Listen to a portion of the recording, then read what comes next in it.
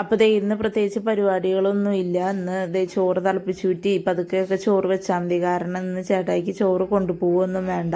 അത് കാരണം കൊണ്ട് ഞങ്ങൾ ഇങ്ങനെ വെച്ച് നിൽക്കുക. അപ്പോൾ അമ്മ ദേ ഇന്നലെ പപ്പ പാവയ്ക്ക് കൊണ്ടുവന്നിട്ടുണ്ടായിരുന്നു. അത് തോരൻ ഉണ്ടാക്കാമെന്ന് പറഞ്ഞ് തോരന് വേണ്ടിയിട്ട് അരിഞ്ഞുകൊണ്ടിരിക്കുക. അപ്പോൾ അതിൻ്റെ ഇടയ്ക്ക് ഇന്നലെ ഞാൻ കടയിൽ പോയപ്പോൾ ഉള്ള വിശേഷങ്ങളൊക്കെ ഇങ്ങനെ പറയുക. അപ്പോൾ അവൻ്റെ ഓരോ കാട്ടിക്കൂട്ടലുകളും അമ്മമ്മയുടെ അടുത്തൊക്കെ പോയിട്ടുണ്ടായിരുന്നു. അപ്പോൾ അതിൻ്റെ വിശേഷങ്ങളൊക്കെ ഇങ്ങനെ പറയുമായിരുന്നു.